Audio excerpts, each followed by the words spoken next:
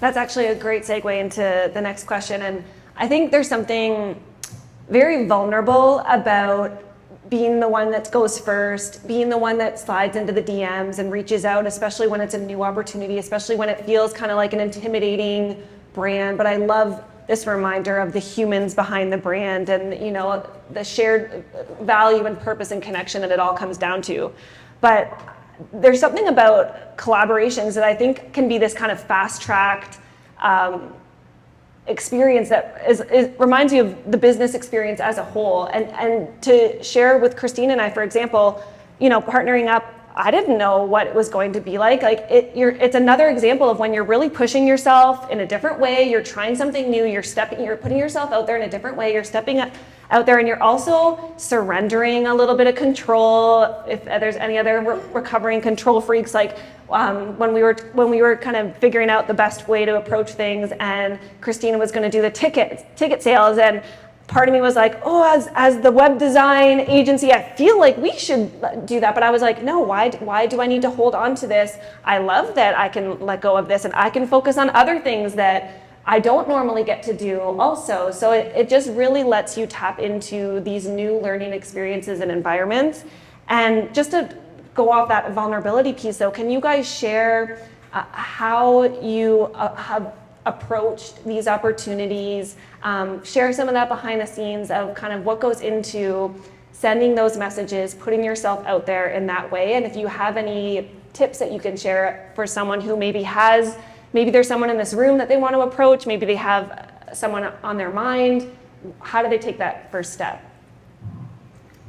Okay. So I tell people repeatedly every single day, whether I'm coaching or telling someone or asking someone or helping someone get into the tub, to get uncomfortable. And the good things happen when you're afraid. And I was just standing over there 20 minutes ago being like, I can't do this. I can't sit up there. But to the person that I was speaking with, I said, how dare I tell people to get uncomfortable every single day and then not do it myself? So next time I speak, I'll be a little bit more comfortable. And the next time I build this story that someone's better than me or bigger, or they have this bigger business, I did it with you. Like today, I'm sitting beside a celebrity today, like nobody's gonna wanna hear from me. You know, but and then we get along and we laugh and we joke and look how beautiful this is and we're having this conversation. So I think for me, it would be just do it. And the worst thing that could happen is somebody's gonna say no. Really? Who cares? I always say, the worst thing that can happen is you get out of the tub. So what? You come back, you try again, you get uncomfortable. And in that moment, when you are uncomfortable and you're doing that, resiliency is built. And if we have that resiliency in our life, then we're able to deal with stress every single day. So, yeah. Thanks. Love it. Am I making noise? I'm okay.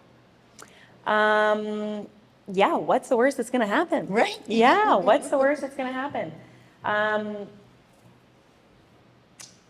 I have been cold calling Indigo for 4 years. I have messaged probably or I've sent 65 different contacts emails about my brand. Some of them have gone really well and then nothing happens. Most of them don't answer me. Some ask me questions that I don't know the answers to, so I feel a little bit impostery of how dare I reach out to Indigo.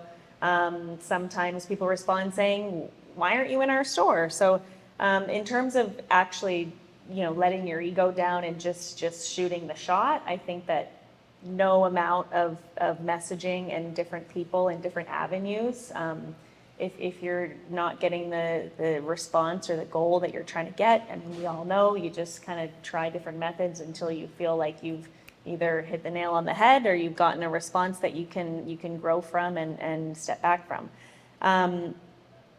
Trying to be vulnerable about my collaborations. I mean, I don't have a sexy brand. My company is all about having really uncomfortable, ugly conversations, and that's what I do.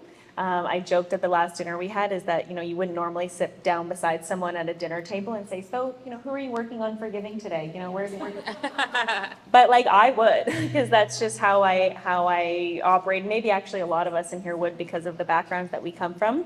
But I really like being uncomfortable emotionally. I feel comfortable in that. But so my product helps people to kind of eliminate that shield of, we can't ask these questions, and obviously to stay within people's boundaries. I'm not saying, don't do that. That's very important. But it's not a sexy product. It's not a shiny, flashy new thing. It's not really a service that I can provide actual factual research of how this has benefited your life. It's not something that is easily sellable. So I've had to find strategies that make humanity and emotion easy to sell, because it's not something that is quantifiable. It's something that you feel, and it's something that you have to experience to understand the benefit from, right? So that has been a big challenge of mine, is making connection cool and like the sexiest thing ever. And it's really challenging. The reason I named it Cool to Connect is because I wanted to make connection cool, obviously. And make it mainstream, and make it something that we're proud of, and make it something that's really easy for everyone to kind of grasp. And we all have this comfortability with this word cool, or discomfort with the word cool, but you think of like, a cool kid, or you think of, oh, that's cool. And we usually use that word to describe something that we find in admiration, or of a typical design of something. And that's how I wanted people to feel about having open conversation and being vulnerable and letting those walls down. So I would say a big challenge for me in talking to all these people and just trying to get myself out there is not feeling embarrassed that like I'm the girl talking about feelings and like sensitive things, because I don't look like I own a card game. I don't really like act like not that there's a way to act on a card game, but we all, we have everyone has a typical, brand and idea of what it looks like for someone who looks like a cold plunge coach, or looks like you own a social media agency and all these things. And so I've kind of had to redesign myself in a way that I can be who I want to be and dress how I want and be who I want, but I can still also be this person who creates pieces of paper with impactful tools on them for you to talk about your sex life with your partner in a cool, impactful way, in a card deck, like just different things. So it's been challenging to like find my own identity in that and be confident in my offering, because it's something that not very many people that I know around me, obviously icebreakers exist all over the place and card games are, a very normal thing, but just in my immediate circle of network, I don't know anyone else who owns a card game. So I'm trying to figure that out myself and figure out like how to represent what I stand for as a woman, as a daughter, as a sister, as a partner, as a business owner in this really vulnerable topic that isn't quantifiable. It's a feeling. So that's been interesting. Still learning. Yeah. Always learning. Oh, sorry. Right. I was feeling there. I don't know, all good. I actually might have an indigo hookup for you. Oh. Yeah. So yeah, we'll talk about that later. See, you mention these things and then they come to fruition.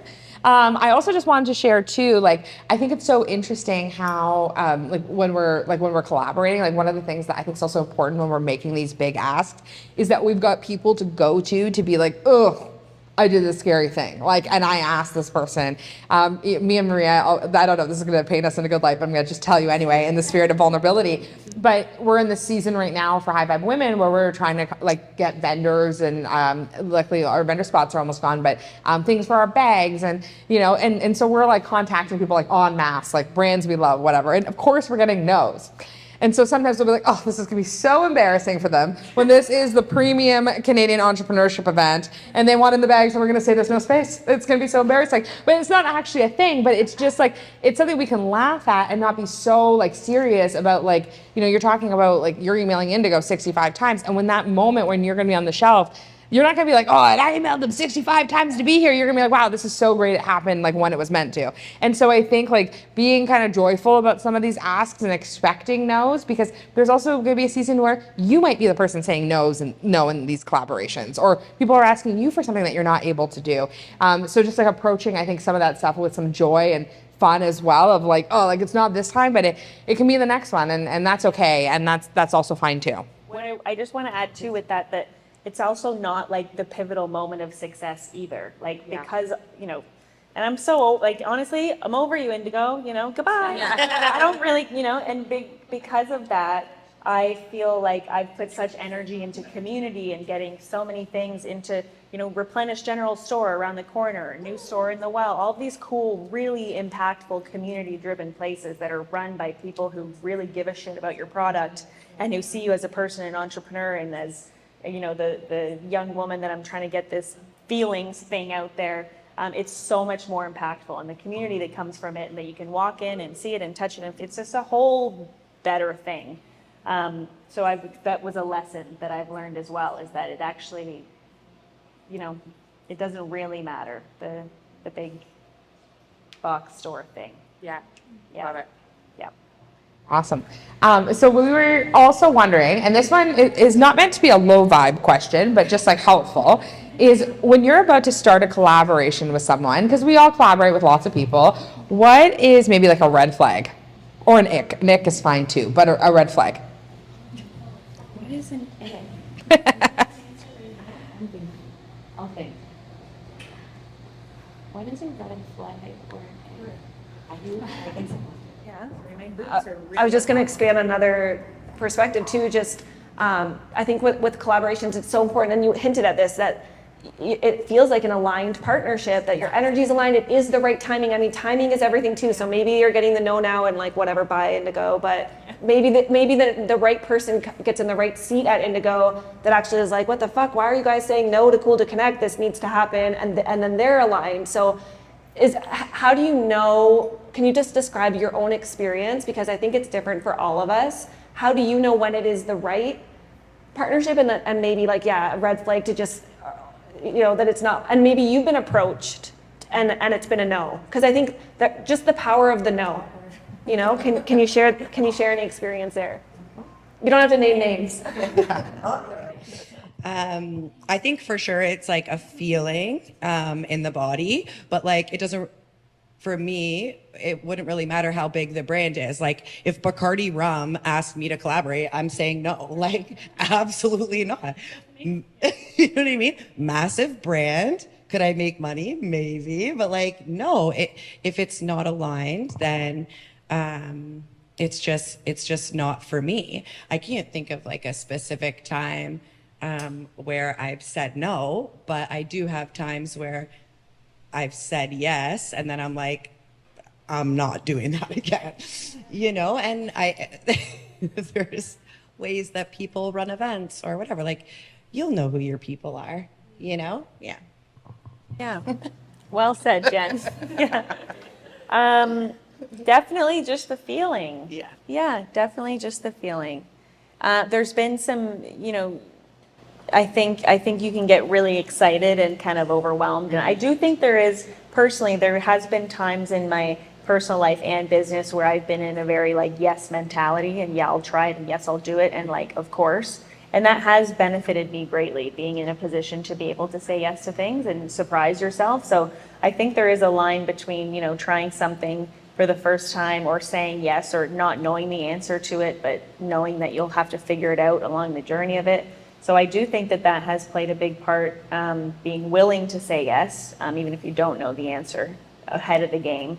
But no, don't waste your energy and time, and I think all of your, you know, special mental wellness that we all work so hard to make go smooth somewhat on a daily basis, for things that just don't fit right. Because if it's not going to work, then something else will work, and we all have our own measuring system of what is important to us, and the qualities of people or things that we want to collaborate with, and that's going to look different for everybody, right? And what we're trying to achieve. And I think that's important to know within yourself, what you're willing to compromise on and things that you're not, because that's really important to stay true to you. And some people might jump at something and that's just not for you, and vice versa. And I think that being a good entrepreneur and being a good business person is knowing your own core morale and value in the things that you want to compromise on and things that you just won't. And as a person, as a partner, as a parent, as all of these things, those are, you know, your kind of guiding star, right? Mm-hmm.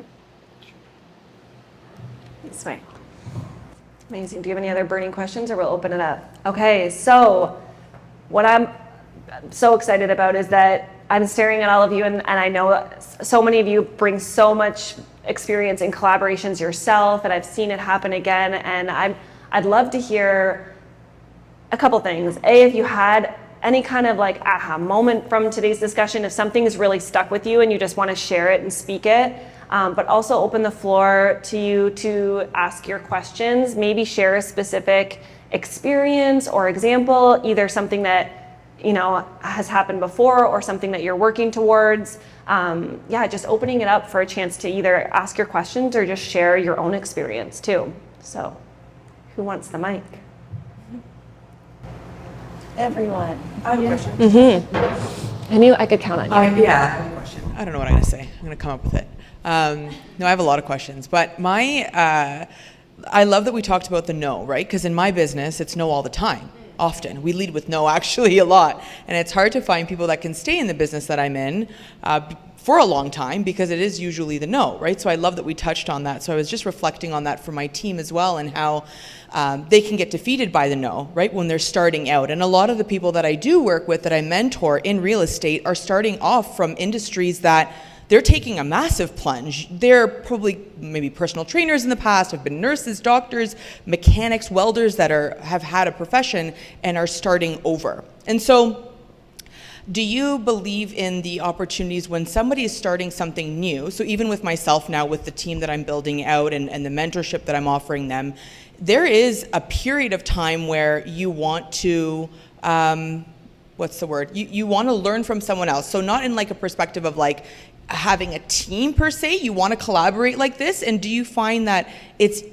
what is the path of least resistance when you're starting out from the beginning with an idea, when you're launching something, whether it's a business or a program or a concept? Do you find that starting with a mentor is the right approach? Would you collaborate with someone who's already been doing it for a long time and partner that way? Like, what is the best form of, because we can talk about different forms of collaboration as well, right? It's like we said, are we collaborating on Instagram? Are we collaborating in a partnership? Are you teaming up with them in their business? Are you approaching a partnership together? Like, and how does that work?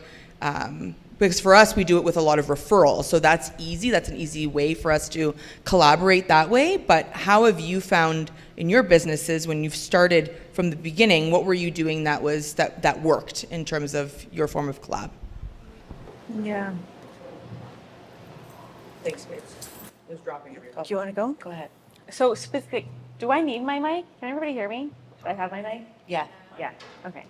So specifically thinking, what's that? Come this far with the Yeah. My hands are so sweaty. I'm worried it's gonna noodle out from them. I have really bad hyperhidrosis. What was I just gonna say? So question is how to powerfully.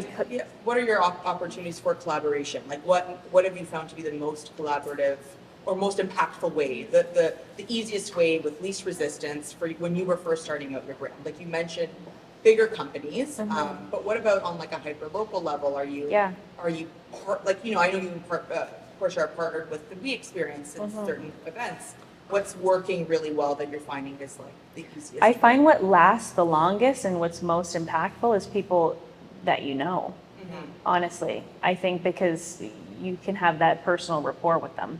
I find, again, like not a disappointment of partnering with someone like the Jilly Box is that you set it, forget it, and you're goodbye. And that's kind of it, which, has its benefits. But for a long-term collaboration, I would definitely focus on people who, and, there's something to be obviously new people that you're networking and connecting with, that you see opportunity to collaborate with. But I think that people who do you know in your network that you trust? And that you actually like Carly was saying too, that who's, talking good things about Steph and her business and what she brings to the table when you're not in the room, and people that you actually trust with carrying your name and your brand, and bringing together. And but on the other hand, it's great to partner with someone that you don't know and you're newly kind of, sparking a connection with. But I find that those small business friends and partnerships that I've made are ones that I've carried with me now since Heroic Humans days, which was in 2016, almost 10 years ago. And that people still support me, and like literally like Carly, I've known you for so many years, and And who knows what, it might not be also immediate satisfaction with these things, right? Like it might be an event and things that you do way down the line. So that's always Cool. always cool. But I would stay close in your circle. Such a projector question. Because I'm always looking for leverage, right? Yeah. Because I can get exhausted as a projector. Absolutely. So for me, I need leverage. That's why I'm like, I'm good with everybody else doing all the things, you know? That's great. Yeah. And I know we have some experts in the room who are have much more experience with human design than I do, but I think that's actually a great point too, is thinking of, actually, are you a Manny, Jen? Yeah. Yeah, okay, that's obviously why we So much. vibe. Yeah. So, but I think there's that part too of recognizing your human design and being aware of that and what you bring to a collaboration and kind of where you need support as well. You know, I think of my whole team feels collaborative. Like they might look at themselves as working for Web of Words, but I really feel like it's a collaborative approach to everything we do. And again, it's a mix of human design as well. And that's really important to me, that I understand their human design so that I know how I can, you know, show up for them and what the best way to communicate with each other is, the best way to basically work together to achieve that optimal result and have that shared goal and that vision, and that communication is so important. So I think even feeling that out and in terms of to kind of bring a little bit more of the practical side to it too, of okay, what role do I want to play in this collaboration, and what do I love to take on myself? And so maybe partnering with someone who likes to fill some other gaps would be a great way to approach it as well. Perfect. Can I add to that? Yeah, it's a great question. So one of the things I was thinking when you asked me the question is that there's going to be some people that will never pay for mentorship. Like there are going to be people who will never pay to be in a room like this. There's going to be people who won't go and meet a local person for coffee every week, right? So the way that we all build community is so different. And I was at this event in Orlando a few weeks ago, and I got the opportunity to speak on a panel about community. And this thing came to me while I was talking, which was like one of the earliest masterminds I was in. This woman said, how much like free information should you give people about yourself? And it was this kind of controversial thing where people were like, oh, like, you know, you don't want to do it. Like, and there's this old sales thing that's like, you don't spill, I think this is so silly, but you don't spill your jelly beans in the lobby. Like you don't show people too many cards early because then they might not work with you. And while we've had the exact opposite experience growing our business, like having 80 clients all by referral or networking, and all of it has been by like, we are literally like, here are the bags of jelly beans, like take them, because that's been really like, for us, it's been about like serving.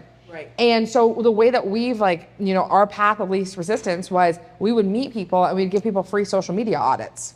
And we'd say, hey, like, let's meet for half an hour. I'm going to give you all the scoop on what I think you should do. And at the end of these people, they'd be like, or at the end of these sessions, they'd be like, are you going to pitch me? And we'd be like, no, we're not going to pitch you. Unless you want the pitch, then we'll give you the pitch, but we're not going to pitch you without like permission. And I can't tell you how many of those people not only became clients, but those people still give us referrals today. Because all we did was add value. We didn't ask for anything. We comment on their stuff. There's still people who we did stuff that have never given us $1. And then there's conversations we had that have made us hundreds of thousands of dollars.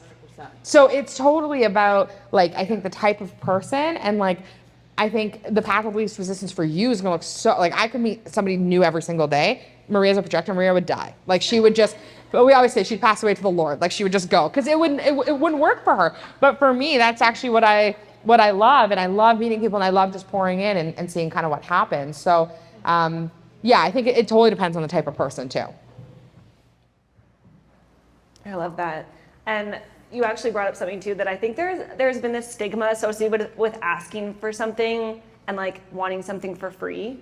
And I love that you shared the story of Avalon and Balloonique. Paula is a great example. I actually felt very uncomfortable reaching out to her because it felt weird to me to ask for a sponsorship. That was a discomfort for me, but I was like, I'm going into this with this mentality of ask for support, be open to receiving. And she kind of left me on red for a little bit. And I'm like, oh, okay, maybe this didn't go over so well.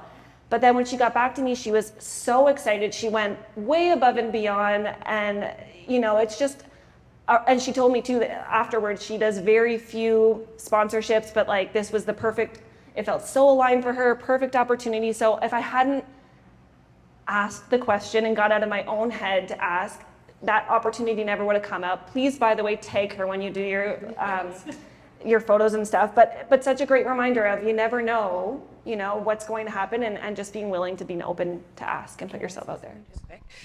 Okay, so in my cold business, there's been times where I've gotten in front of groups for like team building or whatever. I'm like, just trust me, bring your group, like come and see. And I've done free events or brought the tub somewhere to get my name out there, because like sitting in freezing cold water, like no one's rushing to the door, okay? So I want to show you, like, now you're getting out of the tub, you're bawling your eyes out, everyone's cheering for you. Like, I want to show you. So that's amazing. But on the other side of things, as a sober coach, I have a lot of people that live in my DMs that if I don't put a halt to it, it's going to affect my life. So there's good things and bad things about both sides. And I think all of us in business learn the hard way, like especially business coaches or people who, like, you have to talk for a living and support people for a living. It's hard to take it out of the DMs or, you know, tell people like, I'm so sorry that you're struggling and you're having a hard time, but, you know, and especially as an addict myself, I'm like, oh my God, can I just help you with everything? And like, just come here, I'll save you. No, absolutely not, because you're going to run yourself into the ground. That's it. No, I love that. Thank you for sharing that. Anyone else have any questions or shares? I know you guys do. Yes, Renee. She bet. I guess the word that keeps popping up for me is like capacity. And I love how you said, like, you know, it has to be aligned and the timing is everything. But I found for me, sometimes I fall into like a phase where it's like, yes, yes, yes to all these collaborations. And then I deplete my nervous system and I lose myself in the process. So it's like finding that space where you can collaborate but still stay grounded in what you are doing is what I found to be the most challenging. And I don't know if I'm alone in that or if there's a key to it, where's that line where, and maybe it's agreeing to like a certain number of collaborations ahead of time and really being strong with those boundaries. You know, I'm not sure, but I'm open to suggestions. Great question. I love that. Yeah. I heard this comment once that was play until you're tired and then rest until you're ready to play again. And so like for myself, I definitely get in those places where I just say yes, yes, yes, yes, yes. And then I notice I'm out of alignment and then I lead with no. And I go through these phases. And like as a product-based business, I was reaching out to so many retailers and I just decided to stop. It's like I'm getting so many no's and I really only want my products in places that people are excited to have them. So I stopped reaching out and I've literally had a dozen new retailers this month because people have discovered me and figured it out. And so it's like saying no to what wasn't working really opened up the opportunity for me to start saying yes to what is so much better for me. That feels way better. Yes. Thank you for that. Yeah, I think so much of it comes into knowing yourself. Ultimately, it's going to be different for all of us, right? And I joke with this with Kristina because I like live vicarious through her and all of the things that she does, because there's no way that my season of life could support that my energy levels right now could support that. And even with this event, this was a high priority for me. I poured into this event and I was initially gonna host another, I run a power couples dinner series and I was going to do one in June. And when we started this, I was like, I can't do that. I'm gonna shelf that one for a little bit. And I just knew, even though that was really hard for me to do, I just had to prioritize. So I think knowing yourself, knowing what your capacity is, making sure that the collaborations are very aligned to your goals. I love what Dana shared about having a mission for 2024. So she knows this year specifically, which I can relate to too. I knew for me this year was very much being open-minded, open to receiving, open to opportunities, but also staying within my understanding, giving myself lots of grace, understanding it's okay if I go slower than some other people go because of the season of life that I'm in with 2 young kids who were just homesick for 5 weeks right before this, leading up to this event, right? So it's different for all of us. Yeah. Oh, yes.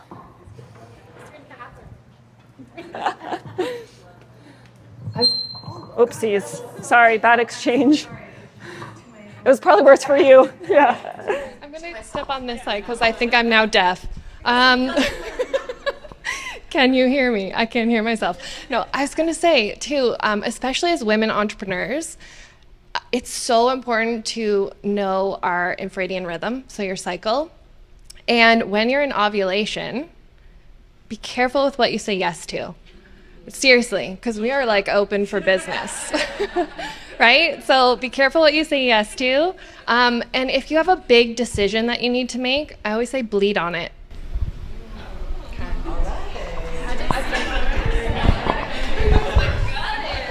Can't help you there, Alex, but the full moon, also the moon cycle, right? I've done my research. After this, Alex is giving a pep talk to all her husbands. Yeah. You're gonna be like, you're gonna create your own inner circle. Yeah. So this is what happened here. Yeah. Actually, that's a good plan of action. Never mind. When we were talking about like the timing of events and doing so many things, something that I've also shifted in my mind of instead of wanting to accomplish everything at once, is having exclusivity for the things that you are putting your energy into, and exclusivity for things that people in your community can sign up for to attend with you, which I think for myself and for Portia and with our dinners, at least our collaborative event in particular, it provides a little bit of like a waiting period and exclusivity for people who are signing up for it and waiting for it. And that's kind of a special thing. And until it's something that, would I love to put on a dinner every week? Yes. Would I have 20 to 25 women to fill that room every week? At this point, probably not. And that's okay, because what we're doing is building up that capacity to be able to one day hold that and one day do that. So to think of it more from a different mindset of that this is a really special, unique, exclusive offering that I have, and it's really special, and are you going to wait 2 months for it? Like, yeah, you might, and it might be a long time coming and planning and picking a date, but I think that just offers so much more weight to the things that you're offering instead of having them so back to back. I mean, it depends on the industry and it depends on what your service is. It's different if you need to be providing a service on a daily or weekly basis, maybe for capital or for income and stuff like that. I just mean if it's something that you're doing to grow your community, I think having exclusivity in that event can be really beneficial also. And it gives you some time to breathe and like learn in between, and it's okay. And you learn so much from event to event to event and to collaboration or grouping, whatever. Anyways, that was what I was thinking. I was just going to add quickly. I wish there was like a number, Renee. Like I wish like we were like, well, 6 collaborations is like really like what would get you through the door. But like for me, it's just interesting. Like even Carly, we were kind of talking about this morning, or like there's been a bunch of you who I'm so lucky to know, and you're like, oh, what are you up to now? Like, where'd you get to? Weren't you in Mexico? Like, blah, blah, blah. And I'm like, I'm just in such a different season of life than Carly, but like my time will hopefully come where I have my own kids, and Carly's going to be jet setting and doing her thing, and then that's going to be her season in business, and I'm going to be at home. But it's a totally different, like, it's also, I think it's like something to be thinking about it when we look at other people, and like that level of comparison is like, what's in our capability right now, and like what's possible for us. And Maria and I have lots of conversations about this, about like energy, because I do a lot of like traveling and networking and stuff, and Maria's like, I just simply can't. And like, because like the recovery, you say this publicly all the time, but like, yeah, like even this, she's like, I won't be speaking, right? Like that's not for me, and that's fine. And then there's also times where she's super into that, and then she gives 125%, and it's awesome, right? And so I think it's also trying to figure out like what season we're in, what works for us individually, and that's going to change over time based on our like life cycles and what regular cycles, I guess, too, and whatever else is kind of going on. Love it. Anyone else? Okay, we'll do 2 more questions, and then we do have lunch coming. So if you guys are starving, it's coming. I just wanted to sort of speak on this piece in response to what Carly was talking about with knowing yourself. So sometimes the capacity that we're able to do something when you really understand the pieces of yourself. So from my lens with your moon, those are your emotional needs, your non-negotiables. When you're living in the shadows of those pieces of your lives, you can live in this space of yes, yes, yes, or whether it's, not showing up on something that you're doing because you have this fear of perfectionism. So it really does come down to that. And I just wanted to acknowledge that, sitting here and reflect back to you four that are up here, that you're being beautiful mirrors for us all to just really be aligned and living within that alignment within ourselves. So I just want to take a moment to acknowledge you all. Thank you for this. It's been impactful.